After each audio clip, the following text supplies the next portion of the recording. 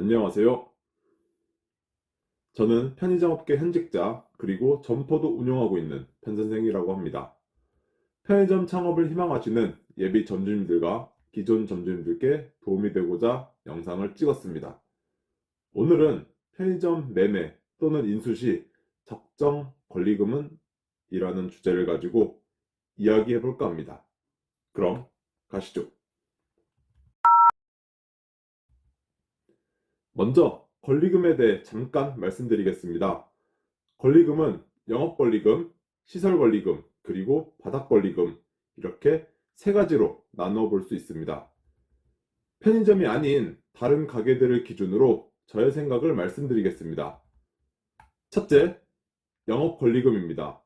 보통 1년간의 순이익을 말하는데 전체 이익에서 각종 영업비를 모두 빼고 남은 순이익금으로만 계산합니다. 만약 월 순수익이 100만 원이라고 하면 100만 원에 12를 곱한 1200만 원이 해당 점포의 영업 권리금이 됩니다. 둘째, 시설 권리금입니다. 말 그대로 해당 점포의 사장님이 시설, 장비, 인테리어에 투자를 한 금액을 말하는데 통상 감가상각이 다 되는 시점은 5년으로 하며 이전에 나가게 되면 60개월 기준으로 감가상각하여 계산하게 됩니다. 하지만 비슷한 업종으로 물려받는 경우 연수와 상관없이 일부를 시설권리금으로 지급하곤 합니다. 셋째, 바닥권리금입니다. 쉽게 말해 자리값이라고 할 수 있습니다. 바닥권리금은 그 금액이 산정되는 특별한 기준이 없어 주변 상권의 시세를 사전에 잘 파악해야만 합니다. 유동인구가 많고 번화가일수록 금액이 높게 책정되는 건 당연하겠죠? 인근 부동산에 들어가 물어보는 게 가장 좋습니다. 기존 대부분 가게들은 같은 업종으로 바뀌는 경우에만 위 세 가지를 더한 값이 최종 권리금이 되곤 합니다. 하지만 편의점은 위 권리금과는 산정 방식이 약간 다릅니다. 그리고 점포마다 각각 계약 조건과 계약 기간이 다르기 때문에 이 내용들을 반영하여 저는 나름대로의 권리금 산정하는 공식을 만들어 보았습니다. 물론 제 방법에 대해 동의를 안 하시는 분들도 계실 거라 생각합니다. 그냥 단순히 저의 생각을 말씀드린 것이니 참고만 해주세요. 권리금이라는 게 모두들 아시다시피 공식이나 정해져 있는 건 아무것도 없습니다. 서로 적당한 수준에서 윈윈할 수 있으면 그 금액이 권리금이라 생각합니다. 앞서 말씀드렸듯이 편의점은 타 업종과 달리 권리금을 산정할 때 약간 차이가 있습니다. 가장 큰 이유는 편의점은 재계약이라는 특별한 제도가 있기 때문인데요. 편의점은 보통 5년에 한 번씩 재계약이라는 걸 하게 됩니다. 저매출인 경우를 제외하고 재계약 시에는 지금보다 더 나은 조건으로 계약을 할 수가 있습니다. 예를 들면 처음 편의점을 오픈했는데 배분율을 7대3을 받았다고 가정해 봅시다. 열심히 자리 잡고 운영해서 5년 뒤 순매출이 250만 원이 나왔습니다. 그럼 회사에서는 당연히 고매출 점포가 다른 브랜드에 뺏기면 안 되니까 재계약을 하자고 하겠죠. 물론 점주님이 재계약 조건이 마음에 안 들면 조금이라도 더 좋은 조건을 제시하는 브랜드로 갈아탈 수 있지만 대부분은 현재 영업팀과의 관계도 있고 새로 교육도 받아야 하고 시스템도 적응해야 하고 물건 빼고 공사해야 하고 뭐 이런 것들이 귀찮아서 보통은 재계약을 하게 됩니다. 이럴 때 현재 1 순매출 250만 원 정도의 마진율 28% 매장의 대략적 시세는 본사에서 1억, 뭐 딱 1억도 아니고 1억 이상을 점주님께 드려야 재계약을 할 수가 있습니다. 1억 이상이 일시금일 수도 있고 배분율이 7대3에서 85대15가 될 수도 있고 일시금과 배분율을 섞어서 5천에 78대22로 계약을 할 수도 있습니다. 단 오픈 후 5년 차에 딱 한 번만 재계약에 한해서 조건이 많이 높아지는 것이고 다시 10년 차에 5년 재계약을 할 때는 뭐 이만큼까지는 아니더라도 매출이 250만 원 그대로 유지만 된다면 조금 물려받고 다시 재계약을 할 수도 있습니다. 단, 이사는 제외입니다. 이사는 재계약 시 조건을 타사에 비해 그렇게 많이 주진 않습니다. 이렇게 본사에서도 재계약 시 더 좋은 조건을 줄 수 있는 이유를 간단히 말씀드리겠습니다. 아니다. 많이 길어질 것 같아 나중에 내 점포는 재계약 시 얼마를 받을 수 있을까에 대해 영상을 한번 만들어 보겠습니다. 아마 점주임차 타입의 점포를 운영 중이신 점주님들이 제일 궁금해 하실 것 같은데, 구독자가 한 1000명 정도 되면 기념으로 영상을 한번 만들어 보겠습니다. 자, 그럼 이런 이야기를 하는 이유는 편의점 권리금이라는 게 계약 기간이 얼마나 남았느냐에 따라도 달라진다는 걸 말씀드리고 싶었습니다. 똑같은 조건 및 환경에서 오픈 후 1년차, 그리고 오픈 후 4년차, 과연 어디가 더 권리금을 많이 받을 수 있을까 하면 당연히 오픈 후 4년차 점포가 1년 뒤 재계약을 하여 조건이 좋아질 가능성이 높기 때문에 권리금을 조금 더 많이 받을 수 있습니다. 참고해 주세요. 먼저 편의점 권리금을 산정하는데 가장 중요한 첫 번째는 순수익입니다. 매출 아닙니다. 순수익입니다. 만약 매출이 300만 원인 고매출 점포가 있는데 월세가 1000만 원이라면, 혹은 담배 비중이 80%라면 매출만 가지고 수익이 천차만별이기 때문에 순수익 기준으로 판단을 해야 합니다. 여기서 순수익이란 정상금에서 임대료 및 고정비용을 빼주고 알바를 24시간 풀로 돌렸다는 가정하에 인건비를 빼주면 남는 금액이 있겠죠. 인건비는 각종 수당을 제외한 최저시급인 8,590원 곱하기 24시간 곱하기 30.4일, 이런 식으로 대략 650만 원이라고 가정해 봅시다. 여기서 세금이며 이것저것 포함해서 700만 원이라고 하시는 분들도 계실 텐데 전 그냥 650만 원으로 계산을 하겠습니다.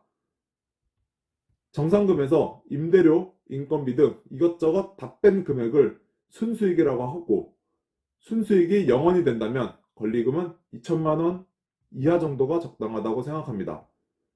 보통 이 정도 수준이 되면 순매출 140만 원에 마진율 28%에 월세 120만 원 정도가 되어야 딱 순수익 0원이 됩니다. 자신이 근무를 서면서 최저시급, 인건비 정도를 가져가는 수준인 겁니다. 계약기간이 6개월에서 1년 정도가 남으면 모를까 순수익이 마이너스가 되는 점포는 권리금이 없다고 보셔도 될 것 같습니다. 자, 그럼 제가 매출 및 순수익 구간대별로 권리금 표를 만들어 보았는데 한번 같이 보시겠습니다. 자, 제가 생각하는 순수익에 따른 편의점 적정 권리금인데요. 참고로 오픈 2.5년차 그리고 12개월 평균 기준으로 작성하였습니다. 배분율은 73%부터 78%까지 매출에 따라 차등을 두었는데요. 이유는 고정 댓글에 편의점 신규 창업 시 조건이 서로 다른 이유를 보시면 알 수 있으실 겁니다. 월세 또한 차등을 두었습니다. 당연히 장사가 잘 되는 곳은 자리도 좋다는 가정하에 월세가 비쌀 것이고, 장사가 안 되는 곳은 월세가 낮을 것입니다. 인건비는 650만 원을 적용을 하였는데, 매출이 220만 원 이상일 경우부터는 700만 원과 800만 원을 각각 적용하였습니다. 이유는 220만 원이 넘어가게 되면 알바를 피크 시간대 한 명을 더 써야 되기 때문에 이런 식으로 적용을 하였습니다. 이런 것들은 본인 상황에 맞게 적용하시면 될 것 같고, 저는 그냥 제가 임의로 이렇게 작성을 하였습니다. 자, 이렇게 해서 이 정상금에서 월세, 인건비, 뭐 고정비를 더한 값을 빼주면 이렇게 순수익이 나옵니다. 순수익이 0원일 때부터 뭐 100만 원, 200만 원, 300만 원, 400만 원까지 적당한 권리금이 얼마인지 오른쪽 표를 한번 보시겠습니다.